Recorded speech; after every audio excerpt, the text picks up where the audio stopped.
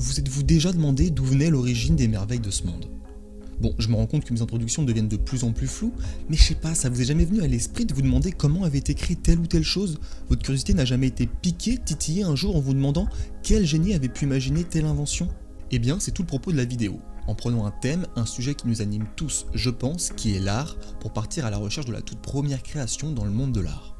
Vous n'êtes pas sans savoir qu'aux dernières nouvelles, il en existe plusieurs formes, donc il sera question de la création de 4 types d'art, pour 4 fois plus de plaisir, avec la musique, le cinéma, la littérature et la peinture. Avant de commencer, quelques petits disclaimers. Premièrement, en rien je n'affirme que les œuvres dont je vais parler sont bel et bien les toutes premières de l'histoire. On parle d'art qui ont des centaines voire des milliers d'années d'existence, et donc compliqué d'avoir une exactitude au niveau des réponses. C'est pourquoi je m'applique un critère, qui est que je ne parlerai que d'œuvres pour lesquelles on possède une trace de son existence. Par exemple, si je prends le sujet de la musique, l'exemple que je vais expliquer sera la première musique enregistrée qui date du XVIIIe siècle. Donc oui, je suis pas bête, je sais très bien que la musique existait bien avant, genre quelques années quoi, style 15-20 ans. C'est une blague, hein, je préfère préciser. Deuxièmement, il existe de multiples sources indiquant des réponses différentes, donc les œuvres évoquées seront celles où le plus de sources se regroupent entre elles. Et troisièmement, je ne suis en rien un expert, je suis clairement pas un historien, juste quelqu'un de curieux qui aime bien partager des histoires. Donc il est possible que malgré toute ma bonne volonté, je dise des bêtises, donc surtout n'hésitez pas à me corriger en commentaire, ou même partager des informations complémentaires si vous en avez, et si vous souhaitez en apprendre plus, vous trouverez en description toutes mes sources pour cette vidéo. Allez, maintenant que tout est clair, je vous invite à vous installer confortablement dans votre machine à remonter le temps, direction l'origine des premières créations dans les différents domaines de l'art. C'est parti.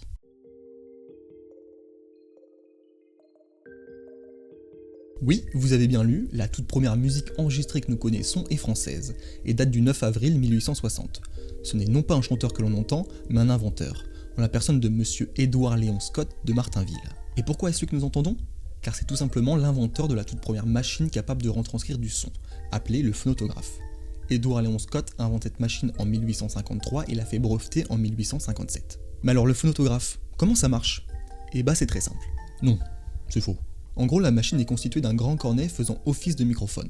On trouve à son extrémité un stylet qui reçoit les vibrations sonores, et le stylet peut alors graver les ondes sonores sur un cylindre enduit de suie.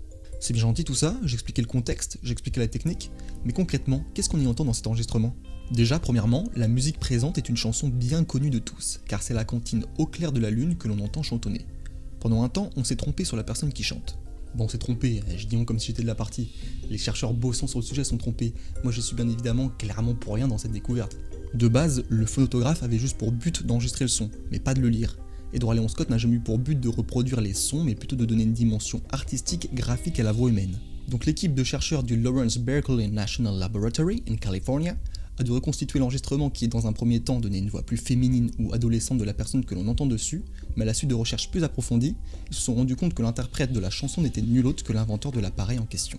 Il faut savoir qu'avant d'être la première musique enregistrée, il s'agit avant tout du tout premier enregistrement sonore de l'histoire.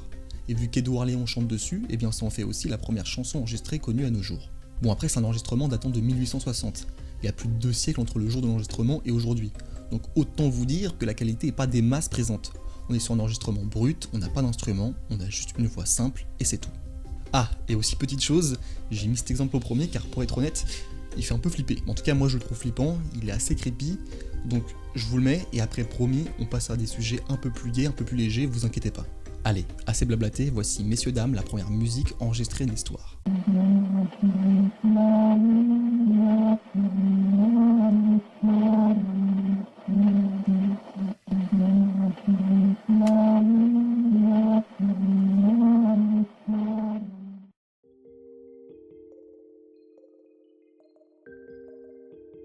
Oui, l'origine du cinéma prend place en France le 28 décembre 1895 avec la projection du film La sortie de l'usine Lumière à Lyon des Frères Lumière qui fut la première séance publique payante de l'histoire du cinéma. Mais cela en fait-il le premier film de l'histoire? Certains s'accordent à dire que non. Les origines du premier film de l'histoire remonteraient donc 4 ans plus tôt, en 1891. En fait, Auguste et Louis Lumière ont inventé le cinématographe, qui est en gros l'appareil permettant à la fois de filmer grâce à une caméra de prise de vue et aussi pouvant faire office de projecteur de cinéma. Et pour créer cette machine, ils se sont inspirés d'un autre duo d'inventeurs du nom du bien connu Thomas Edison et du un peu moins connu William Kennedy Laurie Dixon. En effet, les deux compères ont mis au point un appareil appelé le kinétographe, qui est la première caméra argentique de l'histoire du cinéma, ce qui permet d'enregistrer les premiers films sur support photographique. En tout, c'est 148 films qui seront filmés en l'espace d'un peu plus de 5 ans. Bon, c'est bien beau de filmer, mais encore faut-il pouvoir voir ce qu'on a capturé. Et si moi je suis capable de faire cette réflexion, vous imaginez bien que les deux loustiques aussi. Et c'est pourquoi, en parallèle, le duo d'inventeurs imagine par la même occasion le kinétoscope permettant de visionner le film. La grosse différence entre les deux appareils est que le cinématographe permet un visionnage entre plusieurs personnes, alors que le kinétoscope lui offre uniquement un visionnage individuel. C'est le 20 mai 1891 que le kinétoscope est présenté au public et à la presse, devant une assemblée d'invités de 150 militantes de la Federation of Women's Club. Le journal de New York Sun écrira un papier dessus disant ceci. Sur la face supérieure de la boîte se trouvait un trou, de 1 pouce de diamètre environ. Et alors qu'elle se penchait pour regarder, elle vit l'image d'un homme. C'était une très belle image. Chaque mouvement était parfait. Les personnes présentes ce jour-là venaient d'assister au film Le Salut de Dixon. Et surtout, elles venaient de visionner le tout premier film de l'histoire. Mais du coup, concrètement, qu'est-ce qu'on y voit dans ce film ? C'est très simple. Il s'agit de Dixon lui-même faisant un essai et se filmant, saluant d'un coup de chapeau les futurs spectateurs, tout simplement. Bon, autant vous dire qu'au niveau durée, on n'est pas sur du 1h30, 2h comme on a l'habitude de voir aujourd'hui. Donc ouais, on n'est pas sur des heures, on n'est pas sur des minutes non plus, on est plus sur des secondes, ouais. Une dizaine pour être précis. Ah, et vous allez rire, mais sur la dizaine de secondes initiale, aujourd'hui, il ne nous reste plus que 2 secondes. Bon visionnage ?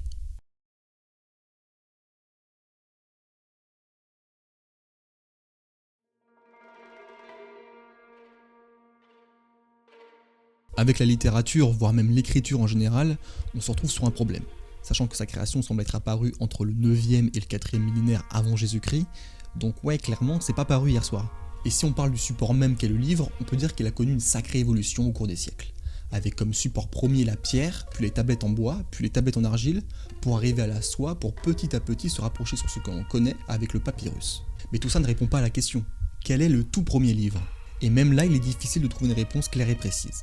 Là, pas le choix, je suis obligé de me rajouter un critère, et pour me rapprocher un peu plus du concept du livre comme nous le connaissons aujourd'hui, je vais vous parler du tout premier livre imprimé. Donc oui, bon nombre d'œuvres littéraires sont sorties bien avant, mais il fallait faire un choix.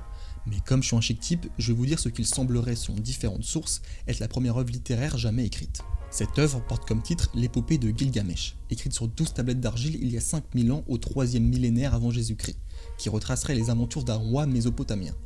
Mais cette fois, je vais vous laisser vous renseigner tout seul si vous souhaitez en savoir plus. Ça va 5 minutes, je vais pas faire tout le boulot non plus. Bref, revenons à nos moutons, quel est donc le premier livre imprimé de l'histoire ? Normalement, là ceux qui ont écouté leur cours d'histoire au collège vont me dire « Mais voyons Jérémy, on sait très bien, c'est la Bible en 1455 par Gutenberg qui a inventé l'imprimerie. » Ce à quoi je vous répondrai « Eh bien non mes petits cocos. Il semblerait qu'il se soit fait devancer 78 ans plus tôt en 1377, dans un pays bien loin de l'Allemagne et de l'Europe. Car oui, c'est en Asie et plus particulièrement en Corée que l'on retrouve les premières traces de l'imprimerie moderne. Depuis des siècles en Asie, des inventeurs travaillaient et progressaient dans le domaine de l'imprimerie jusqu'à atteindre les prémices de l'imprimerie moderne grâce à Choi Yong-hui.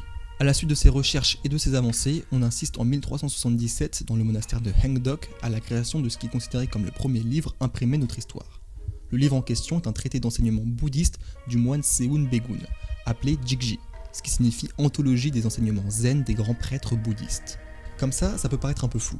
Qu'est-ce qu'on y retrouve réellement dans ce livre ? En somme, ce qui s'y trouve, c'est une collection d'extraits d'enseignements de Bouddha et de patriarches sur le Chan. Donc maintenant, autre question, mais qu'est-ce que le Chan ? En gros, le Chan, c'est un style de méditation visant à atteindre l'éveil, c'est-à-dire la véritable nature de l'esprit. A savoir que Chan se prononce Son en coréen et Zen en japonais. On peut donc considérer le Jigji comme un guide, un manuel d'apprentissage pour les pratiquants du Chan. Mais ce qui peut être intéressant, ce n'est pas l'histoire à l'intérieur de ce livre, bien qu'elle le soit j'imagine, mais plutôt l'histoire qui se cache derrière ce livre. À 51 ans, le moine Begun entreprend un voyage en Chine pour étudier et pratiquer la méditation Chan avec son maître Shiwo.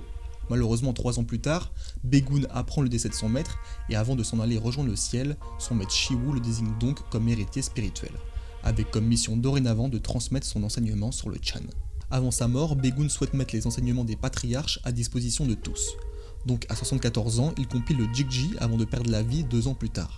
Afin de lui rendre hommage et perpétuer sa pensée et son travail, les disciples de Begun décideront par la suite d'imprimer son livre. C'est donc comme ça que le Jigji devint le tout premier livre à être imprimé au monde.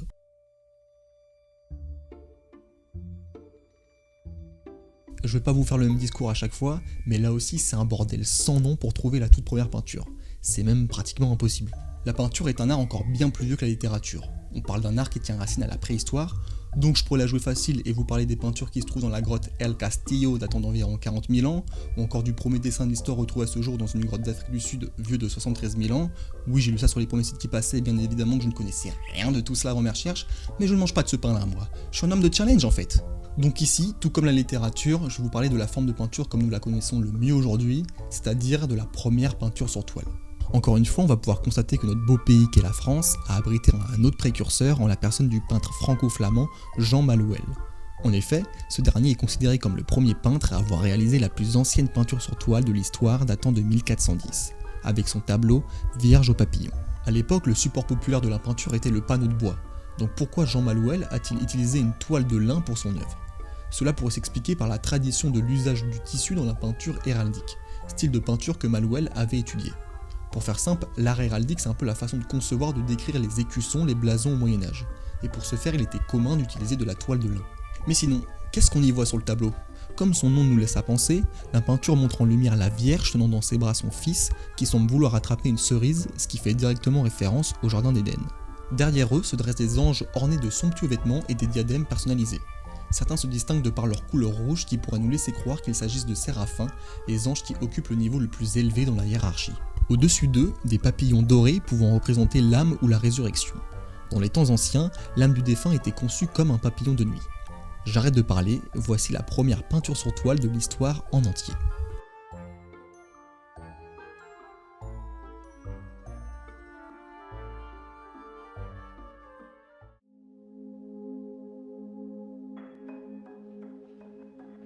Il est quand même dingue de se dire que la création de certaines formes d'art date de centaines voire milliers d'années et qu'encore aujourd'hui certains perpétuent ce mouvement.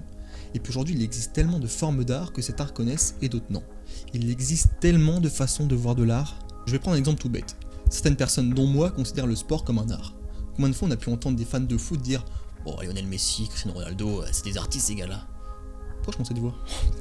Oh, l'image du foot du gars, mon dieu. Le monde de l'art est infini, et je pense que chacun y met sa pierre à l'édifice à sa façon de manière plus ou moins conséquente. En fait, de tout temps, je pense que l'art a existé. En quelque sorte, on peut dire que les artistes sont mortels, mais que leur art, et l'art en général, est immortel.